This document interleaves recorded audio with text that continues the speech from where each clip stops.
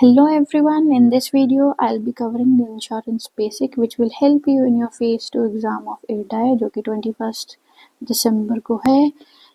So what we will see the overview of the insurance sector कि आखिर वो India में किस तरह से ग्रोथ रेट पे काम कर रहा है, जीडीपी में क्या कंट्रीब्यूशन है, वर्ल्ड के रिस्पेक्ट में वो उसका परफॉर्मेंस क्या है, व्हाट आर द नीड्स, क्या रोल प्ले करता है वो हमारी लाइफ में, क्यों ज़रूरी है इंश्योरेंस इकोनॉमी के लिए, हमारे लिए. So we will see that. फिर देखेंगे अपॉर्चुनिटीज़ क्या हैं कि किस जगह पे हमें किस डायरेक्शन में काम करना चाहिए ताकि इंश्योरेंस सेक्टर को बूस्ट मिल सके. फिर देखेंगे चैलेंजेस, क्या वजह है कि उसकी ग्रोथ रेट कम है या ज़्यादा है या वर्ल्ड के रिस्पेक्ट में वो क्या किस तरीके से चैलेंजेस फेस कर रहा है. Then we will see the solution, then we will conclude it with way forward and one question on it. Okay, so let me begin with insurance. So what do you understand by the word insurance? See, insurance is about like it, insure. It comes from the word this insure. So it says that it will insure you about something. So what it will insure you about? Suppose करो ये आप हो, आपकी life में कुछ assets हैं and there is liabilities, right. आपके पास कार हो सकती है, आपका घर हो सकता है, आपका कोई नेकलेस हो सकते हैं, ज्वेलरीज हो सकती हैं, कोई एंटीक आइटम हो सकता है आपके पास जो बहुत कॉस्टली हो, तो वो आपके एसेट्स और लाइबिलिटीज में आता है. Even your life is also important, your health, these are all important. कोई आप बिजनेस स्टार्ट करते हो तो उन सब चीज़ों में कोई ना कोई रिस्क एसोसिएट है, right. There is risk. Even आप पढ़ाई कर रहे हो, there is a risk associated कि वो पास हो गए कि नहीं, आपने कहीं पैसे इन्वेस्ट किए हैं, आपने कहीं से कोचिंग ली है, kind of a thing. Knowledge is also kind of, right. या आप कोई बिजनेस स्टार्ट करते हो तो आपके एसेट्स लाइबिलिटीज़ में आ जाता है, तो कोई ना कोई रिस्क एसोसिएट होता है. तो उस रिस्क एसोसिएट के लिए एक in market, the people, or you can say this entity say we are the insurance company that we will insure you कि आपका कोई भी रिस्क है, सपोज करो आपका कोई भी रिस्क है, कार है, घर है, कोई भी रिस्क है, आप हमें कुछ फी दीजिए, हम ये इंश्योर करते हैं कि आपको उस रिस्क से सेव कर सकें, या अगर आपके साथ वो चीज़ें घटना हो भी जाती है तो आपको हम वो फाइनेंशियल लॉस से बचा लेंगे. तो ये वो वादा करती है. कैसे? कि आप हमें कुछ फीस दीजिए जिसको हम कहते हैं प्रीमियम. These are terminologies. और इंश्योरेंस कंपनी, उसको आप इंश्योरेंस कंपनी भी कह सकते हो, अंडरराइटर भी कह सकते हो, या फिर इंश्योरर भी कह सकते हो. और जो पर्सन लेता है वो पॉलिसी उसको कहते हैं इंश्योर्ड. तो जो आप अगर पॉलिसी लेते हो तो उसको कहते हैं इंश्योर्ड. तो पैसे जो आप देते हो as a fee, it is a money that is you are giving to them in that format कि वो आपको उस रिस्क से बचा सके. उस रिस्क को कहते हैं इंडेमिनेशन, मतलब वो आपके लॉस को रिकवर करेगा. तो जो भी आपका फाइनेंशियल लॉस है उससे वो आपको सेव गार्ड करेगा, right. So this is what is insurance is. It is nothing but a social or a legal contract. ये एक legal contract होना चाहिए. It shouldn't be a verbal contract, okay? It should be a legal contract against the eventualities of damage. It can be your health, it can be your life, it can damage to your property. तो it is simply save you from your financial losses. Financial losses क्यों? जैसे life होता है, life insurance और health insurance में difference होता है. Life की वैल्यू कभी नहीं लगाई जा सकती. आप कह रहे हो कि मेरे को मेरे मरने के बाद इतना लॉस होता है या वो होता है ना. लॉस तो कितना भी हो सकता है, उसकी वैल्यू नहीं लगाई जा सकती. इसलिए इंश्योरेंस कंपनी कहती है हम लाइफ एश्योरेंस देते हैं, वी नॉट प्रोवाइड इंश्योरेंस, क्योंकि उसका फाइनेंशियल लॉस काउंट नहीं होता. We will see in that. अलग चैप्टर्स में देखेंगे कि लाइफ इंश्योरेंस है, हेल्थ इंश्योरेंस में बेसिक डिफरेंस क्या होता है, ठीक है. नाउ द पॉइंट इज कि वो पैसे कहाँ से लाते हैं, उनके पास कहाँ से आएगा. उनके पास भी तो कैपिटल आना चाहिए. कहाँ से कैपिटल आएगा? वो कैपिटल वो कहाँ से ला सकते हैं? By further investing your premiums. जो पैसे लाएंगे, सिर्फ आपको थोड़ी रिस्क है, there are lots of people जिनको ऐसे लॉसेस हैं, उन सब से वो पैसे क्या करेंगे? पूल करेंगे. तो it is nothing but a risk management. वो एक रिस्क मैनेजमेंट कर रहे हैं by pooling of the money from the same kind of people and then further investing in stocks, debentures, bonds, ताकि उनको पैसा मिल सके, उन्हें भी तो प्रॉफिट कमाना है, तो वहाँ से वो पैसा कमाते हैं और फिर वो आपके लॉस को रिकवर करने के लिए क्लेम करके आप उससे सेटलमेंट ले सकते हो। तो it is a complete mechanism कि आखिर इंश्योरेंस सेक्टर काम कैसे करता है। जैसे बैंक में होता है, बैंक भी एक तरह से फंक्शन करता है, मोबिलाइज्ड करता है। सिंपली इंश्योरेंस कंपनी भी पैसों को मोबिलाइजेशन करती है। Now if you see in the your syllabus part, ये एक्चुअल में ये this topic is not mention कि एक्सप्लिसिटली लिखा है कि इंश्योरेंस के चैलेंजेस क्या है, आपको ये पता होना चाहिए। इट्स अ ओवरव्यू, इम्प्लिसिट है, क्योंकि आप ये सारी चीज़ें पढ़ोगे तो उसका ओवरव्यू तो पढ़ोगे ना कि आखिर ये सेक्टर काम कैसे कर रहा है, right. So this is the first the basic part. तो इसमें से हम थोड़ा सा हिस्टोरिकल एस्पेक्ट देखेंगे, पर ज़्यादा नहीं देखेंगे, क्योंकि रिटन पार्ट के लिए इतना लिखने के लिए इम्पोर्टेंट नहीं होता। एक तरह से एक क्या है, इवोल्यूशन रिस्पेक्ट पे आ जाता है कि दैट एलपीजी रिफॉर्म्स हुए थे तो उसने क्या बेनिफिट कर दिया, या मैं एफडीआई सेक्टर अलाउड कर दूँ, लिबरलाइजेशन कर दूँ, तो क्या मेरे को फ़ायदे होंगे इंश्योरेंस सेक्टर में, या what are the challenges on it, what are the solution. तो उस पॉइंट्स को, जो भी पॉइंट्स आगे अभी हम डिस्कस करेंगे, this will help you in these topics. किसी ना किसी टॉपिक में वो आप पॉइंट यूज़ कर सकते हो। जैसे पेनिट्रेशन का पॉइंट आएगा, इंश्योरेंस डेंसिटी का पॉइंट आएगा, तो वो डेटा पॉइंट्स आप कहीं ना कहीं यूटिलाइज कर सकते हो। So let me begin with the historical aspect, that is evolution with respect to the regulation part. मैं कंपनीज के रिस्पेक्ट में आपको इवोल्यूशन नहीं बता रही कि कौन सी कंपनी पहले आई, क्योंकि वो प्रीलिम्स का पार्ट होता है। अभी ये पार्ट है आपके लिए सिंपली रेगुलेशन, कि आखिर कैसे रेगुलेट किया गया इस सेक्टर को। जैसे बैंकिंग सेक्टर को रेगुलेट किया, तो ये आपको एक कह सकते हैं इंटरव्यू के लिए हेल्प कर सकता है, या फिर ये chart, even this chart you can use it according to the question. ज़बरदस्ती मत डालिएगा, अकॉर्डिंग टू द क्वेश्चन आप इस चीज़ को यूज़ कर सकते हैं।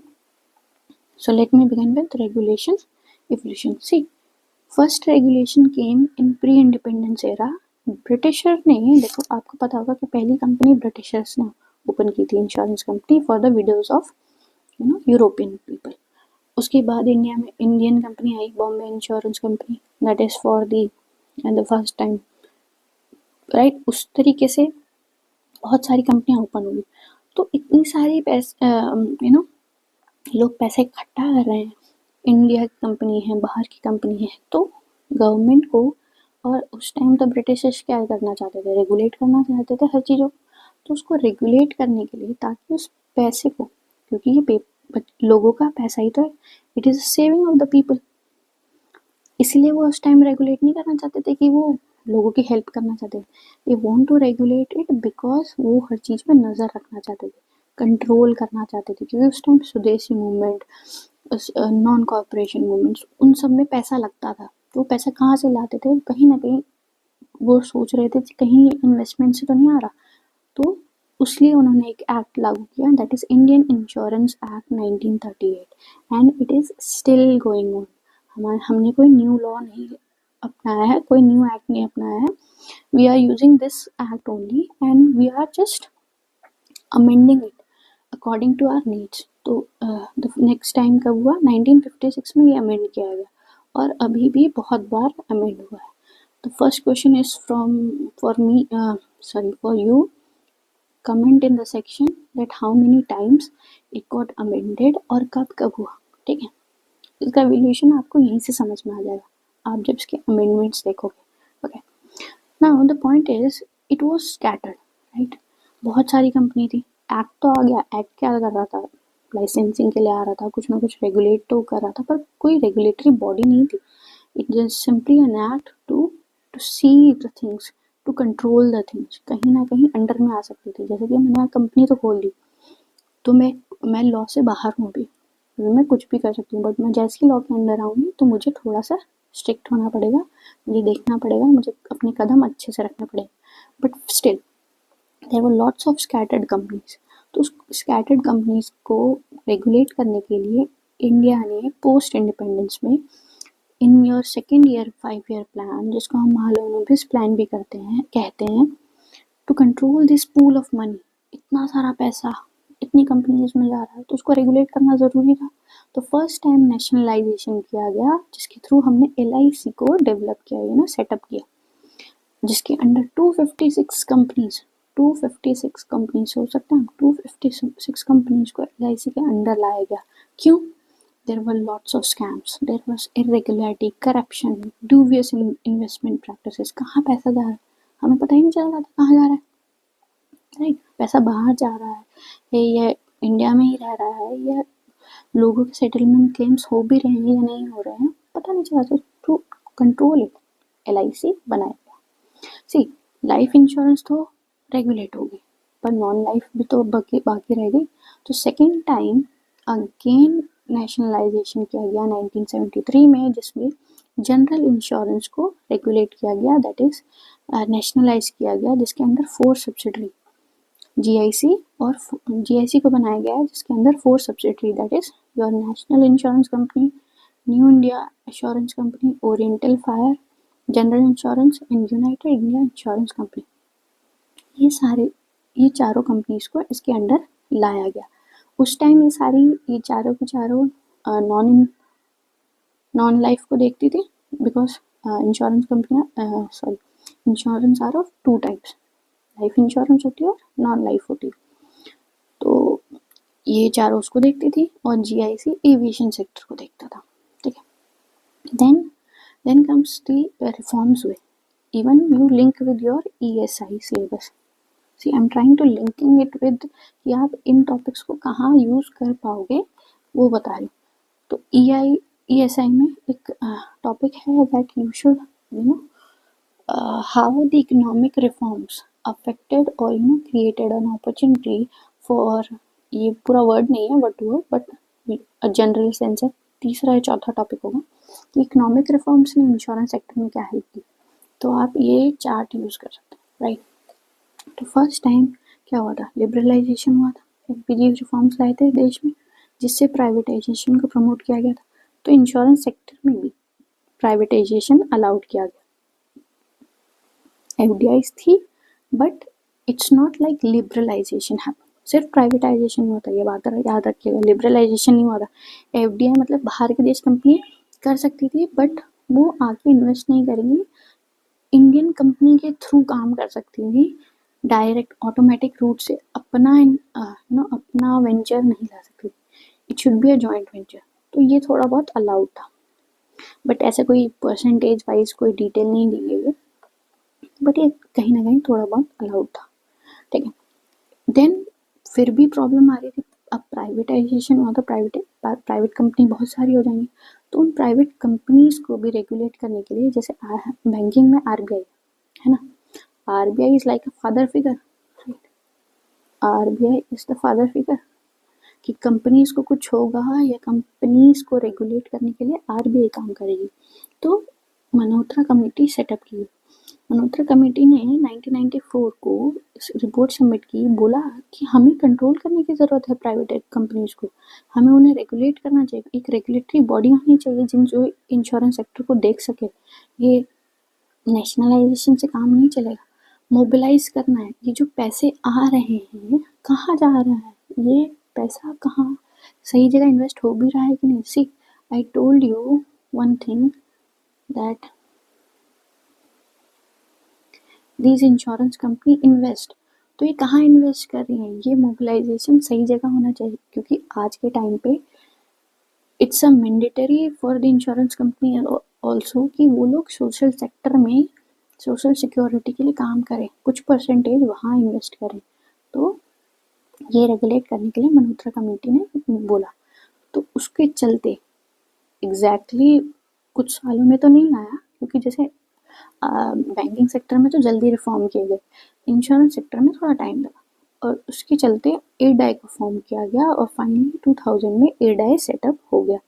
ओके, तो you can say that the first time the institutionalization was happened in 2000, और उसी टाइम फर्स्ट टाइम लिबरलाइजेशन भी हुआ।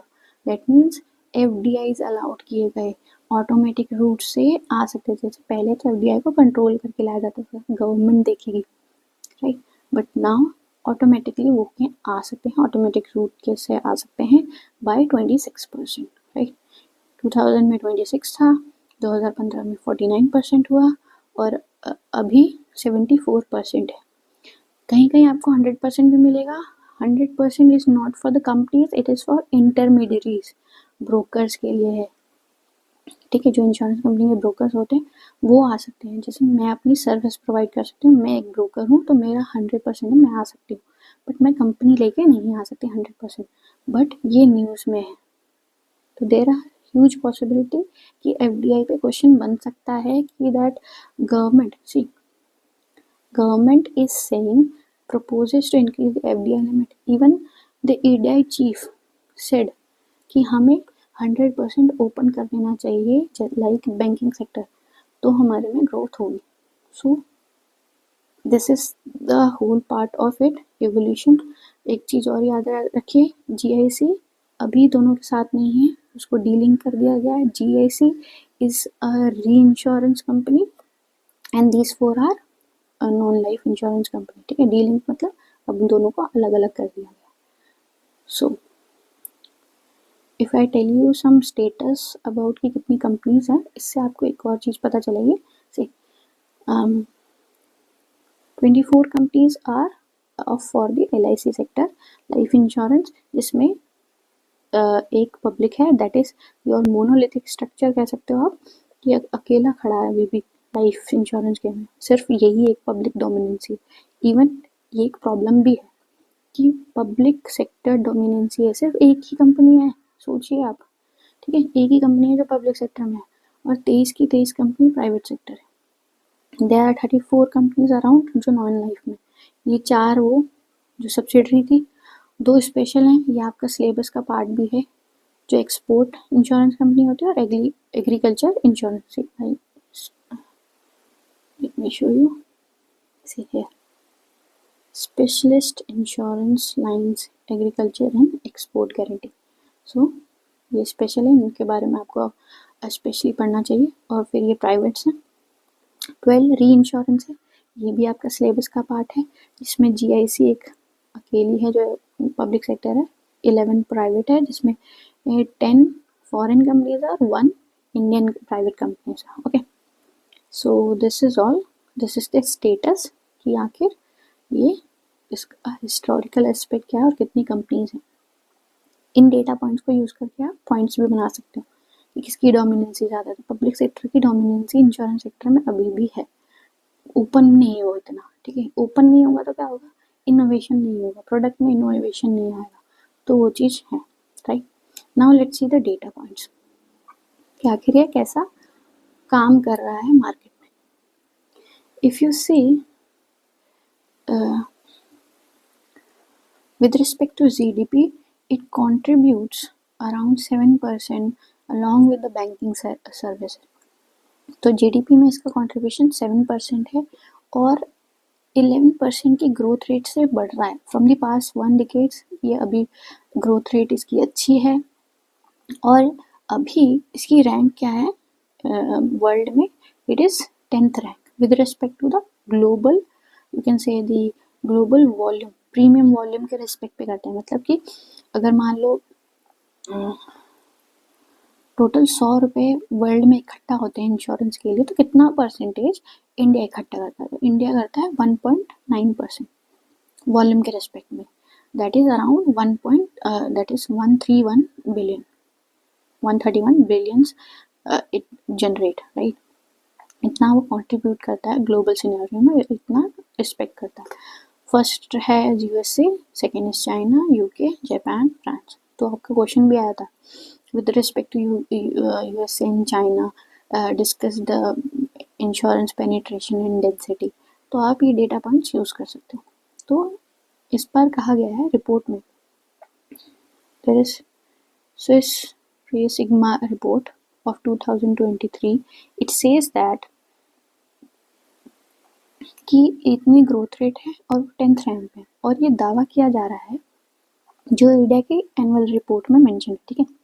अगर वो इसी ग्रोथ रेट से बढ़ता रहे तो it has the potential to reach at 6th position by 2032। तो ये डेटा पॉइंट इम्पॉर्टेंट है, इसको नोट करके रखिए। क्यों? What are the reason? See the reasons are that GDP में ग्रोथ है। हम अभी टॉप 5 में हैं, टॉप 5 जीडीपी में। जो पहले कभी हम फ्रेजाइल 5 होते थे, अब हम इमर्जिंग मार्केटिंग है, जीडीपी है, इन्वेस्टमेंट्स आ रही हैं, मिडिल क्लास इनकम बढ़ रही है, पॉकेट एक्सपेंडिचर है ना, हम इतना खर्च कर सकते हैं, हमारी बढ़ रही है। जब पैसा ज़्यादा होगा तो हम कहीं ना कहीं इन्वेस्ट भी करेंगे। यंग पॉपुलेशन है, अवेयरनेस बढ़ रही है, डिजिटाइजेशन हो रहा है, राइट। तो डिजिटल पेनिट्रेशन की वजह से अवेयरनेस बढ़ रही है, अवेयरनेस से लोग और इसके प्रति जागरूक हो रहे हैं और इसको बाय कर रहे हैं। जैसे एको आजकल इतना आता है ना, तो पीपल गॉट टू नो कि ऐसी ऐसी चीज़ें भी हैं। या मेरे जिसके अंदर पहले फियर था कि नहीं यार सेटलमेंट होगा नहीं, तो वो सारी चीज़ें क्या है, अवेयरनेस के थ्रू हटाई जा रही है। प्रोग्राम्स हैं, एडाई कर रहा है खुद भी, सरल वेबसाइट्स है, बीमा ये ट्रिनिटी बना रहा है, राइट। तो वो सारी चीज़ें क्यों बना रहा है? वो सारी इन सब चीज़ों के लिए बना रहा है। So this was about the rank. अगर ग्लोबल के रिस्पेक्ट में देखें तो ग्लोबली प्रीवियस 10 ईयर में 2.6% की ग्रोथ रेट थी, बट अभी कम है। क्यों? Because of high inflation, because of global issue, Russia Ukraine war, और you can say the global supply chain, covid भी आ गया था बीच में, दूसरा रेड सी प्रॉब्लम्स। तो उनकी वजह से भी क्या हो गया, इन्फ्लेशन ज़्यादा हो रहा है। इन्फ्लेशन की वजह से लोगों के पास इतना पैसा नहीं हो रहा कि सेविंग नहीं हो रही, तो उसकी ग्रोथ रेट में कम आई, ठीक है। और अगर हम यूएसए का देखें और चाइना का देखें, सी यहाँ पे कितना है, 131 billion. You can see 3 trillion इकट्ठा करता है पैसा USA from the insurance sector, मतलब इतना प्रीमियम मिलता है। चाइना 698 बिलियन करता है, right. So these are the data point that you can use in your answer writing, क्योंकि वो आपके आंसर को वैलिडेट कर देगा, सब्सटैंशिएट कर देगा। Now the main important point is also there. There are two concepts, that is insurance penetration or insurance density. See, insurance penetration क्या कहता है कि with respect to it is a ratio of premium to the GDP। मतलब अगर national income, GDP क्या होती है, national income होती है। अगर देश में 100 रुपये आ रहा है तो उसमें कितना परसेंटेज प्रीमियम ले रहा है, मतलब कितना प्रीमियम हमें मिल रहा है, कितना लोग इन्वेस्ट कर रहे हैं। तो मैं 100 रुपये है तो मैं 10 रुपये प्रीमियम भर रही हूँ, तो दिस इज़ माई पेनिट्रेशन। कि यार 100 रुपये आ रहे हैं, सिर्फ 10 ही रुपये हैं जो सिर्फ पेनिट्रेट कर रहा है, मतलब 10 ही रुपये इकट्ठा कर पाए। Insurance density, it's the ratio of premium to population. मतलब कि अगर 100 की पॉपुलेशन है तो सपोज करो 10 रुपये, मतलब 100 लोगों से 10 रुपये इकट्ठा कर पा रहे हैं, 100 लोग इनकम जनरेट कर रहे हैं, तो क्या हो गया, पेनिट्रेशन। डेंसिटी, कि इतने लोगों से आप 100 रुपये इकट्ठा कर पा रहे हैं। So these are the aspect. जैसे क्वेश्चन भी आएगा तो आप ये डेफिनेशन यूज़ कर सकते हो और ये समझ सकते हो कि जीडीपी के रिस्पेक्ट में कितना पैसा मिल रहा है, कितना पेनिट्रेट, मतलब देश के किस कोने। पेनिट्रेशन एक तरह से ये भी तो है कि अगर मान लो सिर्फ 10 रुपये आ रहा है तो कहाँ से 10 रुपये आ रहा है, ये भी आप देखोगे, देश के किस हिस्से से पैसा आ रहा है। हमारी कमाई तो है, और वही पॉपुलेशन, कितनी पॉपुलेशन पे जा रहा है, कहाँ की पॉपुलेशन पे आ रहा है, कहाँ से, रूरल से आ रहा है कि नहीं आ रहा है। तो ये सारी चीज़ें भी होती हैं, किस सेक्टर से आ रहा है, लाइफ से आ रहा है, नॉन लाइफ से आ रहा है, इस पे पेनिट्रेशन कितना है, लाइफ का कितना है, नॉन लाइफ का कितना है, वो देखेंगे, ठीक है। द बेसिक पॉइंट इज ये एक्चुअल में इंडिया का भी कम है। क्यों? Because of the low financial literacy और लो हाउस होल्ड इनकम। पैसा ही नहीं है मेरे पास, तो मैं इंश्योरेंस क्यों लूँगी, राइट। मेरे पास लिटरेसी नहीं है, मुझे डर है मेरे को क्लेम नहीं होगा, सेटलमेंट्स नहीं मिलेंगी। तो एटीट्यूड भी कंपनीज का अलग होता है, पहले देने में तो there a lot of frauds, mis selling, news में भी है, there are mis selling happening around, news में है। एडाई चीफ ने कहा है, इवन हड़काया है एकदम बैंक इंश्योरेंस कंपनीज को, बैंक इंश्योरेंस एक टॉपिक है, उसमें मैंने कहा है कि यार मिस सेलिंग हो रही है, फ्रॉड्स हो रहे हैं, उसको हटाओ, कोर सेक्टर पे काम करो। तो ये सारी चीज़ें। अब डेटा पॉइंट्स में अगर देखें तो पेनिट्रेशन कितना है, पिछले साल के मुकाबले हमारा पेनिट्रेशन अभी कम हुआ है, इट इज़ 4% राइट नाउ। पर इंश्योरेंस डेंसिटी इंक्रीज, जो $91 हम पॉपुलेशन से इकट्ठा करते थे, अभी $92 हम इकट्ठा कर पाते हैं। लाइफ में अगर देखो, वैसे इतनी ज़रूरत नहीं है इतने डिटेल में जाने की, बस आप समझ सकते हो अगर आता है तो कंपैरिजन कि लाइफ में क्या है, लाइफ में डिक्रीज हुआ है, नॉन लाइफ वही 1% है। जैसे इंश्योरेंस डेंसिटी 69 से 70 हुआ है, और ये 22 का $22, मतलब $22 आपको प्रीमियम मिलता है with respect to the population. Okay, so this is about India.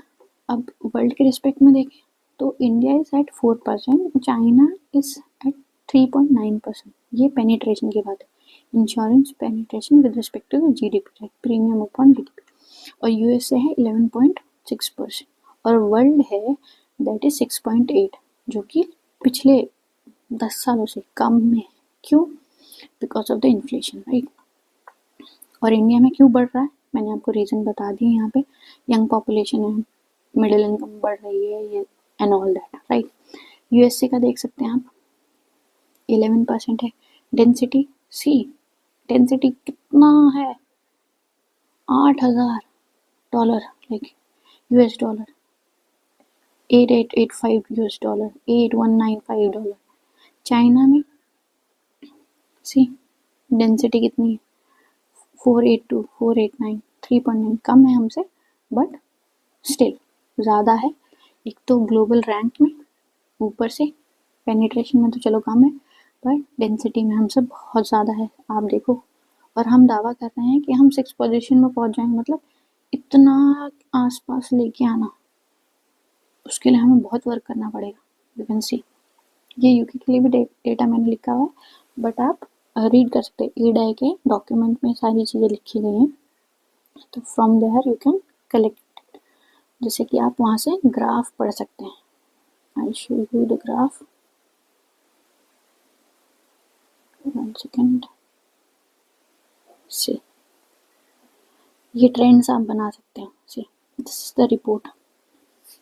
आप इस ग्राफ को यूज़ कर सकते हो, 2014 से ये ट्रेंड्स दिखा सकते हो।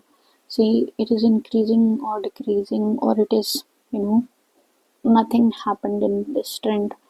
डेंसिटी का ग्राफ है with respect to the world, देखो जहाँ कम होगा वहाँ पे इंडिया होगा। सही, मेरा इंडिया का rank 10th position, 10th position पे है पेनिट्रेशन के वर्ल्ड के रिस्पेक्ट में। पेनिट्रेशन पे तो रैंक का कुछ नहीं है। यूएसए देखो, इट इज़ अराउंड 11, राइट, 12 से थोड़ा कम, और इंडिया का कितना है, around 4%, right. You see this, कितना प्रीमियम इकट्ठा हो रहा है, डेंसिटी कितना प्रीमियम ला रहा है, इंडिया देखो कितना प्रीमियम, कितना कम है। So these charts will help you to figure out the data. Even यहाँ पे यूज़ भी कर सकते हो, इसको मत यूज़ करें, ये ट्रेंड्स यूज़ कर सकते हो। 2014 से थोड़ा सा ग्राफ बना सकते हो कि सिर्फ डायग्राम के लिए, और वहाँ परसेंटेज थोड़े बहुत लिख देना, ज़्यादा नहीं, बस ज़्यादा भी डेटा पॉइंट अच्छे नहीं होते। Now let me take you to the point, what are the needs of it. Insurance की नीड क्यों है? See, the first need is financial security. यह हमें फाइनेंशियल सिक्योरिटी प्रोवाइड करता है with respect to the individual, with respect to the companies business. अगर कोई business, कोई कंपनी है, मैंने इतनी बिल्डिंग बना दी, तो मेरे पे रिस्क एसोसिएट है, मैं एक्सपोर्ट कर रही हूँ, एक्सपोर्ट का ना सामान खो सकता है, प्रॉब्लम हो सकती है। इवन आप ट्रेन से ट्रैवल करते हो तो वो कहते हैं ना, इंश्योरेंस का ऑप्शन टिक करो। फ्लाइट में जाते हो, राइट, लगेज इंश्योरेंस लेने के लिए बोलते हैं। इवन आप क्या कहते हैं, डिलीवरी करवाते हो, पैकेट डिलीवरीज कराते हो, तो उसमें भी इंश्योरेंस का ऑप्शंस आते हैं कि कुछ पैसे दे दो, आपका प्रॉपर पहुंचेगा या नहीं, हम उसके बाद लॉस रिकवर करके आपको दे सकते हैं। फाइनेंशियल सिक्योरिटी प्रोवाइड करता है, कंट्री को भी प्रोवाइड करता है। कैसे, वो मैं अभी जस्ट आपको थोड़ी देर में बताऊंगी। Then it is act as a financial intermediate, that is like a banking sector, है ना। पैसों को मोबिलाइज करना, इन्वेस्टमेंट करना, सर्कुलर फ्लो मतलब पैसों का घुमाव इधर से उधर, इन्वेस्टमेंट करना। आपसे पैसे लिए इंश्योरेंस कंपनी ने, इंश्योरेंस ने फिर उसको फर्दर इन्वेस्ट किया, उसने फिर फर्दर इन्वेस्ट किया, उससे क्या हो रहा है, फॉर्मेशन हो रहा है, और उस सर्कुलर फ्लो से क्या बढ़ रहा है, जीडीपी बढ़ रही है। देन रिस्क इंडेमिनेशन फंक्शन, रिस्क को मैनेज करता है, आपके एसेट और लाइबिलिटी को रिस्क है, उसको मैनेज करेगा कैसे, सिमिलर लोगों को इकट्ठा करेगा, उससे पैसा करेगा, पूलिंग ऑफ मनी। और ये रिस्क एक सेपरेट टॉपिक भी है कि आखिर रिस्क क्या है, कैसे रिस्क को कम किया जाता है, कैसे रिस्क मैनेज करता है insurance sector. So it provide you the risk economic resilience as well. जैसे वायनाड लैंडस्लाइड्स हुए तो न्यूज़ में था कि insure even our honourable prime minister Modi sir said कि हमें डाइवर्सिफिकेशन की ज़रूरत है इंश्योरेंस सेक्टर में, क्योंकि अगर ऐसे डिज़ास्टर होते हैं तो कंट्री उससे बच सकेगी। कैसे बचेगी वो भी देखेंगे। Substitute for government social security program, जैसे प्रधानमंत्री फसल बीमा, राइट, प्रधानमंत्री जन धन योजना, आयुष्मान भारत स्कीम, ये सबसे क्या है, सब्सिडी प्रोवाइड कराना, आपको सोशल सिक्योरिटी देना। तो अगर गवर्नमेंट इन्हीं सब में लगाएगी तो उसका फिस्कल डेफिसिट बढ़ेगा, है ना। फिस्कल डेफिसिट मतलब उसको लोन लेना पड़ेगा, पॉकेट में तो नहीं आ रहा पर खर्चा देना पड़ रहा है, आप कमा नहीं रहे हो, आपको सोशल सिक्योरिटी आप ले नहीं रहे हो, तो क्या होगा, गवर्नमेंट को खर्चा करना पड़ेगा। अगर गवर्नमेंट आपको सोशल सिक्योरिटी प्रोवाइड करती रहेगी तो आप क्या करोगे, गवर्नमेंट को भी तो कुछ चलाना है। And it act as a direct contribution, GDP को बढ़ाता है, कैसे, एम्प्लॉयमेंट जनरेट करके, right. So we will see this point bit by bit, one by one. So first one is your,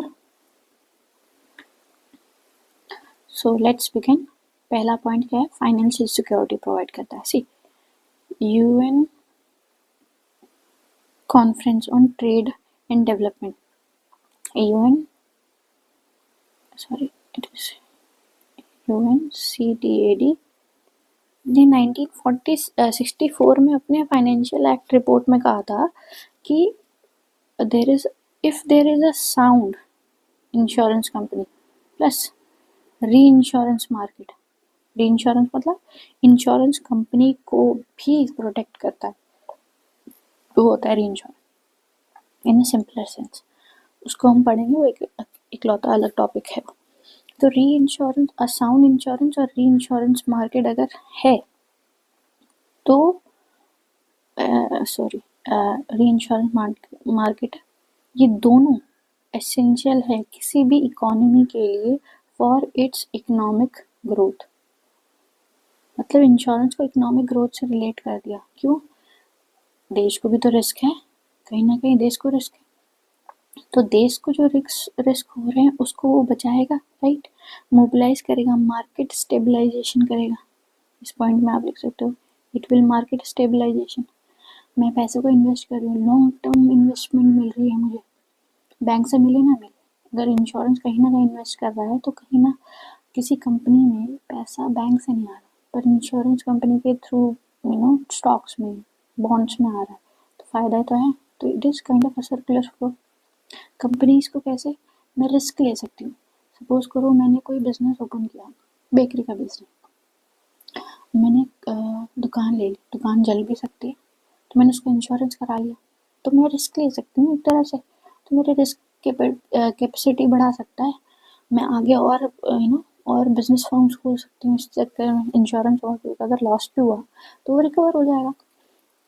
home individual level पे encourage करेगा savings को, voluntary मैं चाहूँगी कि नहीं मेरे एसेट्स और लाइबिलिटी सेफ रहें, मेरी लाइफ का हो, हेल्थ का हो, right. So this is the final security with respect to the individual, company and country. You can write such points. The second point is it acts as a financial intermediary. जैसे कि घर से हम पैसा क्या करेंगे, like you know the circular flow of the income in the banking sector. Same thing happen here कि एक तरह का फाइनेंशियल इंस्टीट्यूशन है जो मोबिलाइज करता है सेविंग्स को. मैं पैसा दे रही हूँ इसको फाइनेंशियल इंस्टीट्यूशन को, ये आगे फर्दर इन्वेस्ट कर रहा है. इस फर्म से जिसे फोर फैक्टर ऑफ इनकम होती है, right. Four factor: land, revenue, rent, capital, entrepreneurship.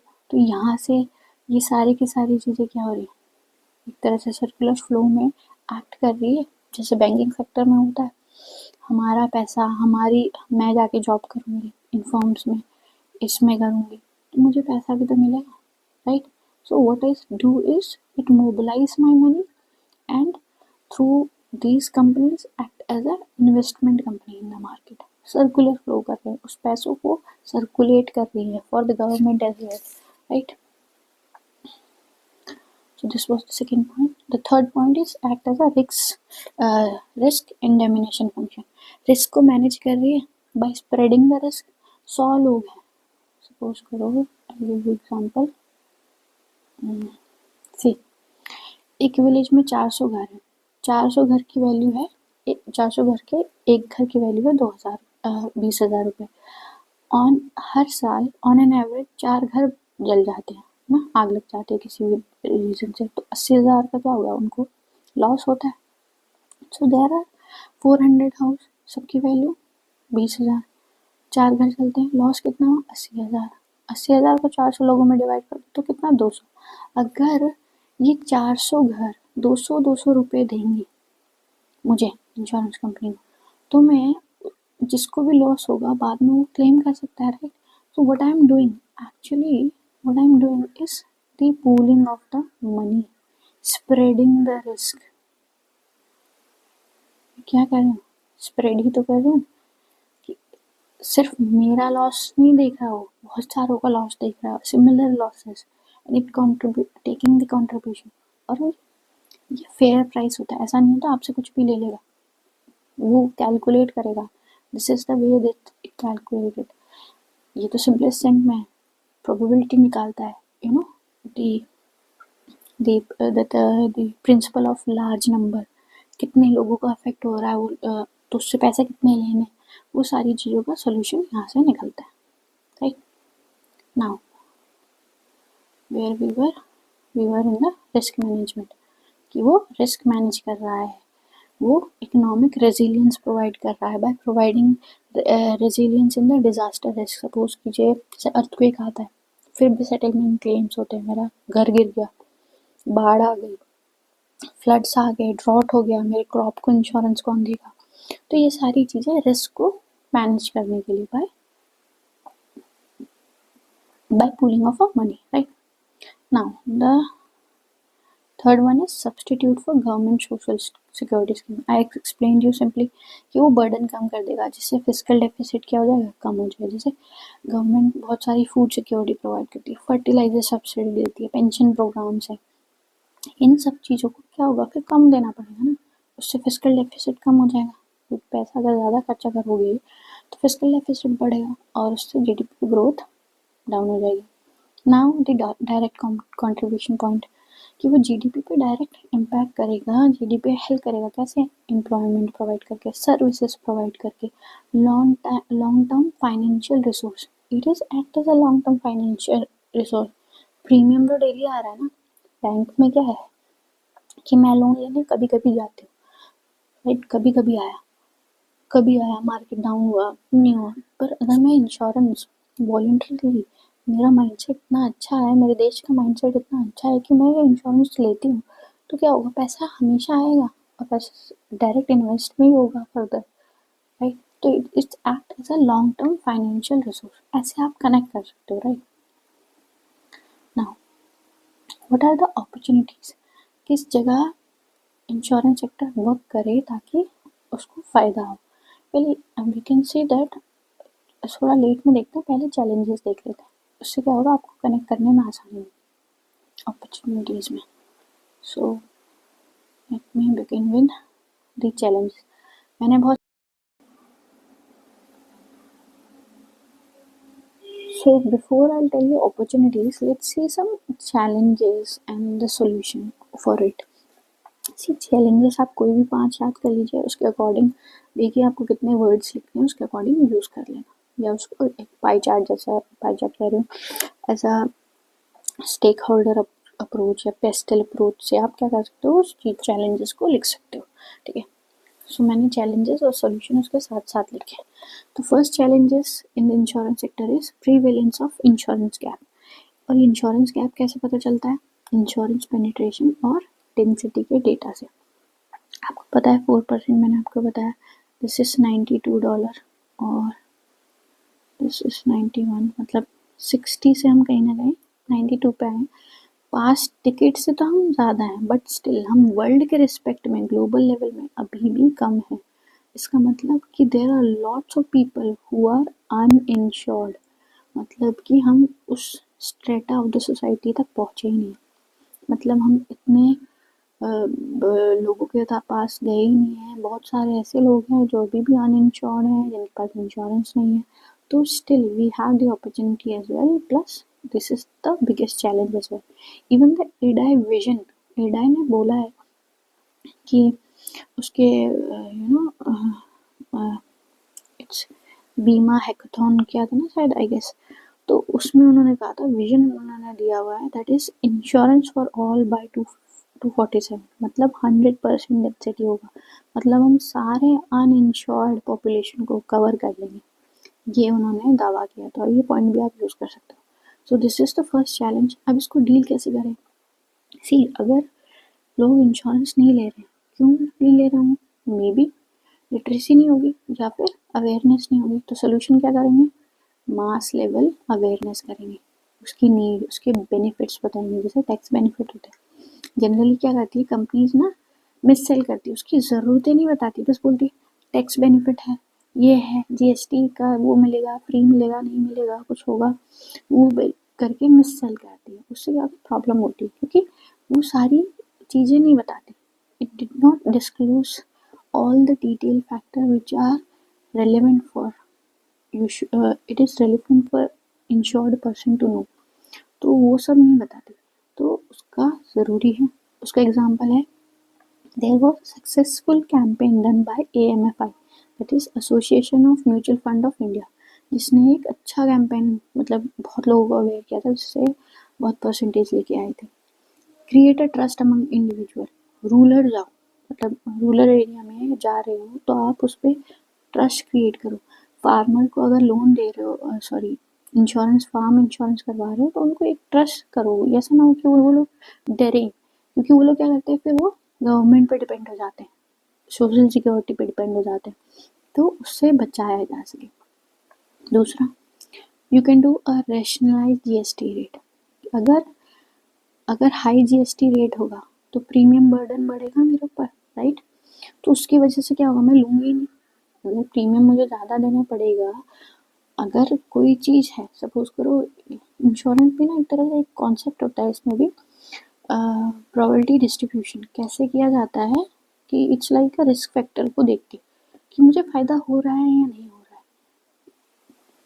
अगर मैं ना लूँ तो उससे मुझे कितना फ़ायदा होगा, और मैं अगर लूँ तो कितना फ़ायदा होगा, तो उसके हिसाब से हमारी मेंटालिटी काम करती है।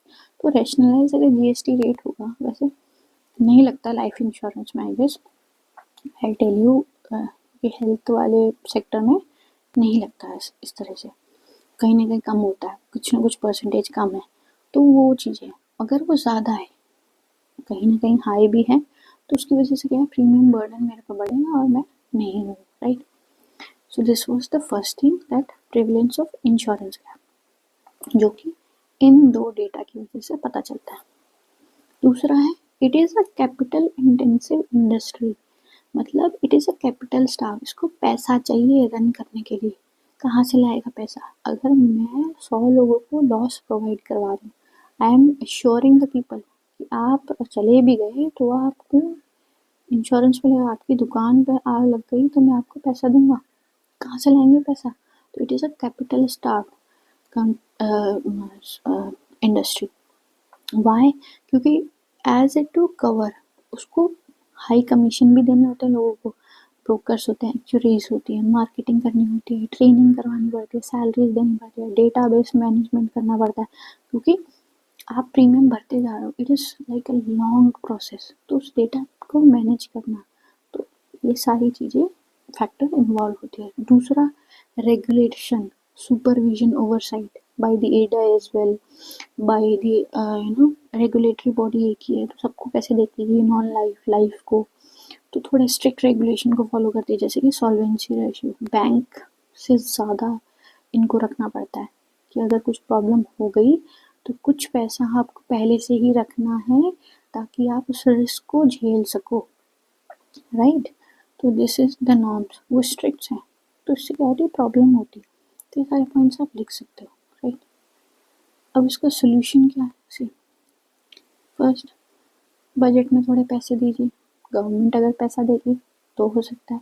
आरबीआई कहती है कि by through government securities we can issue a on tap bonds, जिसका रेगुलर है ना अप टू 50 ईयर्स, मतलब उसका टेन्योर आप रख सकते हो, उसका मेच्योरिटी पीरियड 50 ईयर, जो कि जनरली अभी 40 ईयर्स होता है, जो कि एक तरह से काम करेगा investment tool for the insurance company. Tap sale, tap issue या बॉन्ड टैप कहते हैं जैसे, मतलब कि आज आपने एक बॉन्ड खरीदा 100 रुपये का, और आपको मेच्योरिटी के बाद 20% मिलेगा, दैट इज 120 आपको मिलेगा। But this tap issue, bond tap, मतलब आप उसको रोक सकते हो, you are not selling it right now, right. आपको मिल गए, पैसे मिल गए, या फिर for up to 50 periods I you can holding on it, कि आप उसका कुछ पॉइंट ऑफ रोक रहे हो, so that when you sell it or can sell this in the market, you will get the market price, even though this is the norm, but आपको market price वहाँ पे मिल जाएगा, right? So this is the on tap bonds जो कि recommendation है, these all recommendation done by the committee as well, right? ये कोई ऐसे रेगुलर पॉइंट्स नहीं है, कुछ रेगुलर पॉइंट्स हैं, उसके ये डेटा पॉइंट्स कमेटी ने डिफरेंट किए हैं, लोकसभा में कमेटी ने ये सारे चैलेंजेस और उसके सोल्यूशन बताए, right.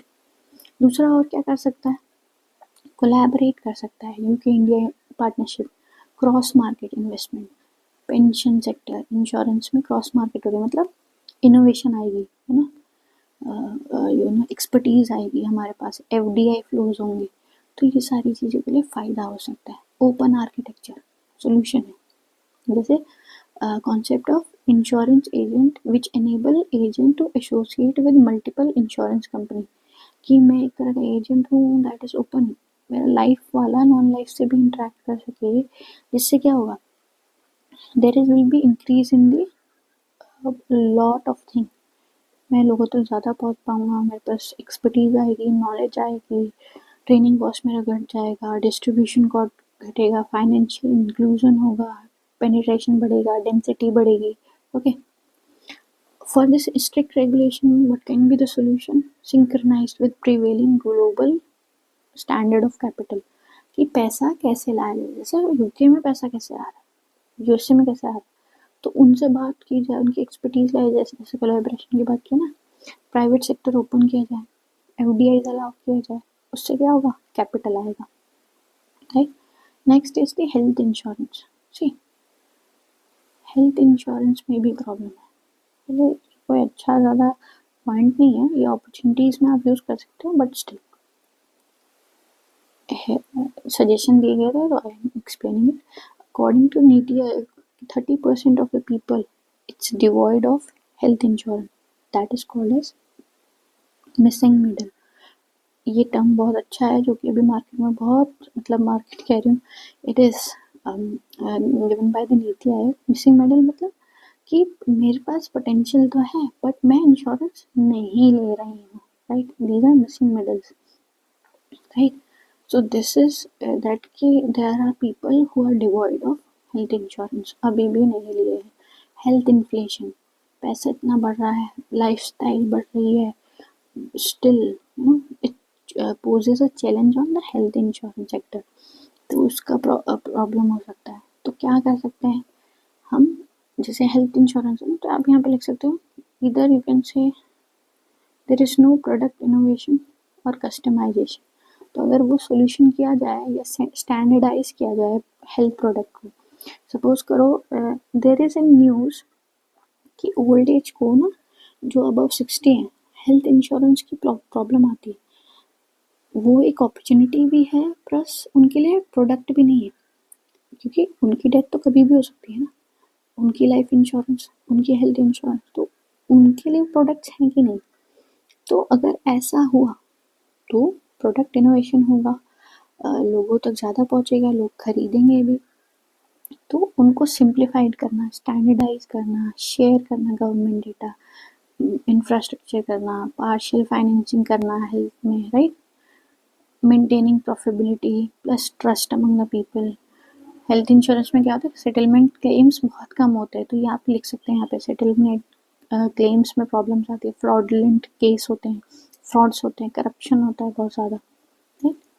Next is public sector insurance company performance plus dominance, उसका परफॉर्मेंस भी कम है और उसका डोमिनेंस भी ज़्यादा है। जैसे आपको मैंने बताया था 24 कंपनी LIC में सिर्फ एक ही पब्लिक सेक्टर है, right. So performance is decline, lack of adequate capital, बताया था, लैगिंग इंसॉल्वेंसी रेशियो, मेंटेन ही नहीं कर रहा है। क्यों? जैसे कोविड लॉसेस हुए, वेज रिविजन प्रॉब्लम आती है, पैसे देने पड़ेंगे, राइट। 7th पे कमीशन आ गया तो कितने पैसे, सैलरी ज़्यादा नहीं देनी पड़ेगी, right. Over exposure in health business, बस एक ही चीज़ को घसीटा कर रहे हैं या फिर सिर्फ हेल्थ पे ही फोकस कर रहे हैं, प्रोडक्ट में ज़्यादा इनोवेशन नहीं है, बट उसी चीज़ को ओवर रन कर रहे हैं। डोमिनेंसी है, holding share in the market, market में प्राइवेट सेक्टर की कमी है, दे आर, क्योंकि जब प्राइवेट आएगा, FDIs आएंगे तो कहा ना, एक्सपर्टीज आएगी, इनोवेशन आएगा, रीच आउट बढ़ेगा, right. So these are the data point also, like 74.7% is it's able to penetrate or dominate, non-life is 1% only, तो penetration आप देख रहे हो just 1%, right. What are the solution? Strategic roadmap to adopt, improve their competitiveness and enable them to attract sufficient capital, talent, expertise लाइए, talent को utilise कीजिए, बाहर से एक्सपर्टीज बुलाई जाइए, सफिशिएंट कैपिटल हो, कॉम्पिटिटिवनेस हो प्रोडक्ट में, एक्सपोर्ट हो इम्पोर्ट हो, जो भी आप कर सकते हैं। नीड टू इंक्रीज, वही सेम है, पुश करिए सेक्टर को, नॉन लाइफ को भी करिए, कैपिटल प्रोवाइड कराइए, ईजी करिए नॉर्म्स को। तो दीज आर सोल्यूशन। पॉइंट्स कहीं ना कहीं किसी किसी सेक्टर में रिपीट हो रहे हैं, क्योंकि वो एक तरह से एक चीज़ बात है, तो 4-5 पॉइंट आप याद कर लोगे तो बढ़िया है। जैसे हेल्थ में छोड़ दूंगी, पर ये मिसिंग मिडल मैं कहीं ना कहीं कंक्लूजन में लिख सकती हूँ या फिर अपॉर्चुनिटीज़ में लिख सकती हूँ।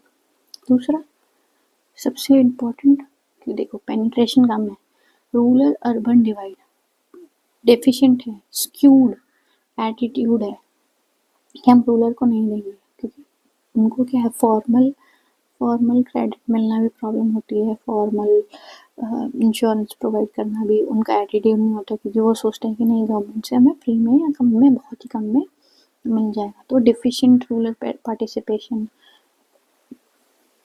Life assurance skewed focus on urban area, सिर्फ अर्बन एरिया में करते हैं, क्यों, लिमिटेड रीच है, फोकस ही स्क्यूड है, lack of education, fear, trust of these people towards the insurance company. तो ये सारी चीज़ें कैसे कर सकते हैं, इनकरेज करें प्राइवेट सेक्टर्स को to gravitate toward the rural population. जैसे कि अगर आप देखें इंफ्रास्ट्रक्चर डेवलप होगा तो कंपनीज भी आगे जाके अट्रैक्ट होंगी, वो भी जाना चाहेंगे।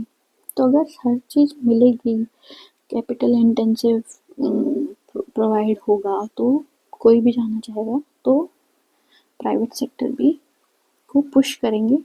अगर गवर्नमेंट पुश करे तो ये पॉसिबल है। Strengthen the health and non life insurance cover, right. See this is some data points. Solution government scheme को एक्सपेंड करें, थ्रू गवर्नमेंट अवेयरनेस को बढ़ाएं, जैसे प्रधानमंत्री जन धन योजना, फसल बीमा, बीमा ट्रिनिटी, अभी कहा ना कि बीमा वाहक, उसमें बीमा ट्रिनिटी है ना, सुगम, विस्तार, वाहक। सुगम is your one stop solution, sorry UPI like a movement, one stop कह सकते हैं वेबसाइट पर ही, जहाँ जाओ सारी चीज़ें डिटेल आपको मिले, जैसे अमेजोन पे जाते हैं ना आप, सारी चीज़ें डिटेल। तो सुगम इज लाइक दैट। विस्तार is one product which will cover everything, जिससे आपको सारा फायदा मिल सके। विस्तार वाहक वुमेन्स को इंक्लूड करके रीच आउट करना लोगों तक, दैट इज योर वाहक। दूसरा, it can this Bima Trinity help you to go for the inclusive approach to cover the uninsured person, linking the digital health platform for fast claim settlements, roping the state to form insurance committee and expand cover। आप क्या कर सकते हो, state जो insurance schemes निकाल रही है, insurance company है, उसके थ्रू आप पेनिट्रेशन को इंक्रीज कर सकते हो। So these are the factor आप जो लिख सकते हो। तो रूरल डिवाइड क्या है, एक तो स्क्यूड है, sorry for the noise, skewed है, लैक ऑफ एजुकेशन है, लिमिटेड रीच है। कैसे बढ़ा सकते हैं, प्राइवेट सेक्टर को पुश कर सकते हैं, स्ट्रेंथ कर सकते हैं, इनोवेटिव प्रोजेक्ट निकाल सकते हैं, जैसे बीमा ट्रिनिटी, सुगम, विस्तार, वाहक, ये सारी चीज़ें लिखोगे तो वैलिडेशन मिलेगा आपके पॉइंट्स को।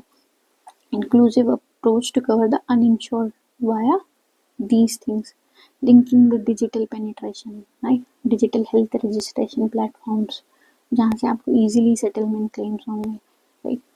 स्टेट्स की पॉलिसीज़ को यूज़ करके, स्टेट्स की कंपनीज को यूज़ करके आगे पहुँचना, ये सारी चीज़ें। See, this is the data point of state of healthcare and rural India report। ये एक एनजीओ निकालता है, उसने बोला है कि that is health insurance around 34% और 50% are still void of any health insurance, नहीं है किसी के पास। 61% not have the कितने, बट ये जो डेटा है वो 61% हाउस होल्ड को लेके किया गया है। तो आप इस डेटा पे रिलाई तो नहीं कर सकते, बट हाँ अगर कोई डेटा नहीं मिलता तो आप ये डेटा लिख सकते हैं, ठीक है, कि इतने लोगों के पास हेल्थ इंश्योरेंस है ही नहीं, और ये सर्वे किया गया बाय 61% लोगों के घरों में। दूसरा है lack of product innovation, customization, digitization, तो ये सब आप लिख सकते हो। This is an important point, इसका होना भी ज़रूरी है। एज प्राइवेट चैलेंज क्या है, as a private participation is less because poor demand है, लेट टू कंपटीशन कम है in market, so stifled innovation, तो ये वर्ड्स आप यूज़ कर सकते हो, इट इज स्टाइफल्ड इनोवेशन। क्यों, क्योंकि डिमांड ही नहीं है, जब डिमांड ही नहीं है तो कोई क्यों बनाएगा, राइट? तो डिमांड क्रिएट करनी है। लैक ऑफ डिजिटाइजेशन, ऑटोमेशन, आप AI का यूज़ कर सकते हो, राइट? बैंकिंग सेक्टर में जैसे क्वेश्चन आए हुए हैं कि AI को कैसे यूज़ कर सकते हैं, उसके चैलेंजेस क्या हैं, तो यहाँ भी यही आ सकता है। Automation, digitization like RBI UPI movement, RBI ने UPI चालू किया, वैसे ही इंश्योरेंस में भी आना चाहिए। तो इंश्योरेंस के लिए क्या बात करी जा रही है, बीमा सुगम, right?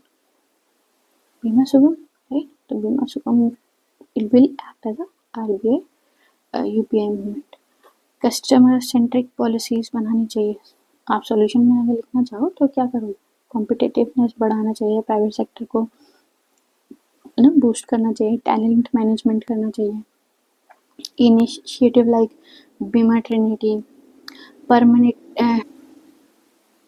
Permitting insurer to sell the value added service also. मतलब योगा के साथ, सपोज करो मैं योगा जिम ज्वाइन करती हूँ, राइट? मैं योगा जाती हूँ, वही मुझे हेल्थ इंश्योरेंस पे भेज दे। मैं जिम जाती हूँ, जिम वाला मुझे हेल्थ इंश्योरेंस भेज दे। इससे क्या होगा, पेनिट्रेशन बढ़ेगा, डिटेल बढ़ेगी, यहीं पे मैं आपको कह सकती हूँ मार्केटिंग बढ़ेगी। तो ये ऐसे इनिशिएटिव लग सकते हैं। बीमा वाहक, राइट? वुमेन इन्वॉल्वमेंट, वुमेन का बहुत अच्छा रोल होता है, इसीलिए वुमेन्स को इन्वॉल्व अगर किया जाएगा तभी तो ये घर वुमेन चलाती है। तो एजुकेट, अगर एक वुमेन को एजुकेट करोगे तो आप पूरे घर को एजुकेट करते हो। So this is like a thing, roping the states companies, ताकि सारी society, different strata of the society you will reach out. तो ये कस्टमर सेंट्रिक पॉलिसी बना दीजिए, राइट? स्ट्रैटेजिक कोलैबोरेशन कीजिए गवर्नमेंट, इंश्योरेंस और इंटरमीडिएट्स तीनों को मिला के। See I show you the diagram as well. आप ऐसे डायग्राम यूज़ कर सकते हो। स्ट्रैटेजिक कोलैब कीजिए ताकि प्रोडक्ट में इनोवेशन आए, डिजिटाइजेशन हो इन सब का, क्योंकि डिजिटाइजेशन के लिए इन तीनों का स्ट्रैटेजिक कोलैबोरेशन होना चाहिए। तो आप इन पॉइंट्स को मिक्स करके लिख सकते हो, ज़्यादा बड़े नहीं लिखने। It should be 1 liner 2 liner only. ये तो मैंने ज़्यादा कॉम्प्रिहेंसिव दिया है ताकि आप ये सारे मिक्स करके लिख सकते हैं। दूसरा, micro insurance distribution and promotion. Small size, क्योंकि देखो माइक्रो इंश्योरेंस का स्मॉल साइज होता है, हाई ट्रांजेक्शन्स नहीं होता, ठीक है। उनके लिए उनको क्या है, वो चीज़ें सर्विस भी अच्छे से कर सकते हैं। तो उसमें प्रॉब्लम क्या है, वो तो स्मॉल इंस्टॉलमेंट है, आप कम प्रीमियम देना पड़ेगा, ठीक है। High transaction and service delivery cost, पर अगर मैं कम भी ले रही हूँ पर मैं वादा ज़्यादा कर रही हूँ तो ये प्रॉब्लम हो सकती है। Absence of business model that can attract good intermediates, मतलब ब्रोकर्स नहीं आएंगे। बिजनेस मॉडल छोटा, जैसे एमएसएमई का प्रॉब्लम होता है, वैसे यहाँ पे भी lack of knowledge regarding insurance. खोल तो लिया बट आइडिया नहीं है, प्रोडक्ट ही नहीं है, सेटलमेंट कराने कोई आ रहा है उसको अच्छे से आइडिया नहीं है, वो तो बस लूट ले रहा है। तो ये सारी प्रॉब्लम है। तो क्या कर सकते हैं, new affordable micro insurance product आ सकते हैं, छोटे छोटे तरवे पे आ सकते हैं, जैसे कि डिलीवरी कर रहा है तो एक तरह का माइक्रो इंश्योरेंस प्रोवाइड करा दिया कि आपके सामान की रक्षा हम करेंगे, अगर वो खो जाता है आपको लॉस रिकवर हो जाएगा, ठीक है। So needs to be develop for financial protection and security of low and vulnerable section to cover the weaker strata of society। Suppose करो मेरा पैसा ही कम है, राइट, मैं कमाती ही कम हूँ, तो क्या होगा, I not go for the big companies. तो ये माइक्रो इंश्योरेंस के थ्रू मैं उस तक पहुँच सकती हूँ, छोटे छोटे दर्जे पे मुझे तो छोटा इंश्योरेंस मिलेगा, यू कैन से दी कम इंश्योरेंस मिलेगा, कम बेनिफिट मिलेगा, but still I will be cover under, right. Increase करेगा स्मॉल प्लेयर को, नीश प्लेयर, मतलब मैं किसी लाइफ इंश्योरेंस में किसी एक पर्टिकुलर एरिया पे काम करूँ तो दैट इज नीश। जैसे इंस्टाग्राम में नीश टॉपिक पे आप कोई वीडियो बनाओ तो वो नीश प्लेयर्स होंगे, राइट। दूसरा, पॉलिसी इंटरवेंशन, ये भी अच्छा पॉइंट है।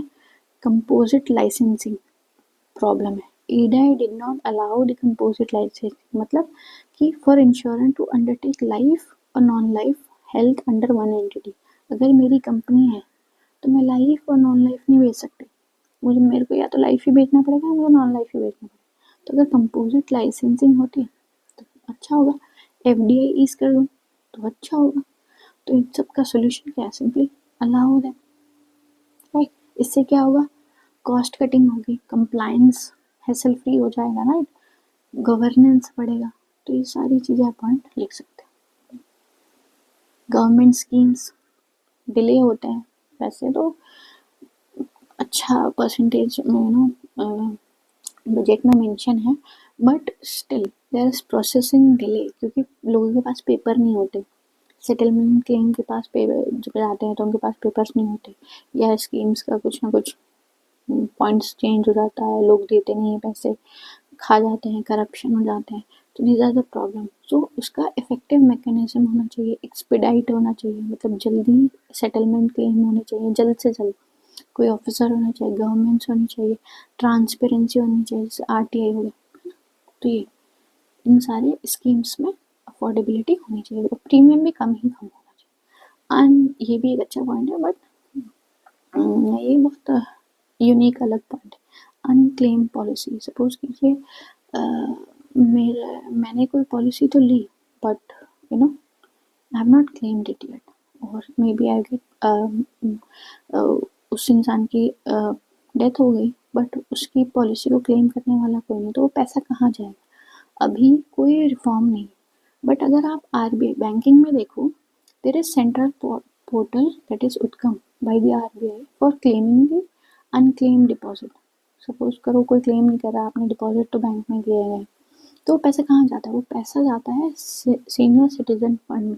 उसी तरीके से स्कीम्स के पैसे भी कहीं ना कहीं जाने चाहिए। So these are the complete solution of the challenges and the solution with respect to it. Now, what are the opportunities lies ahead?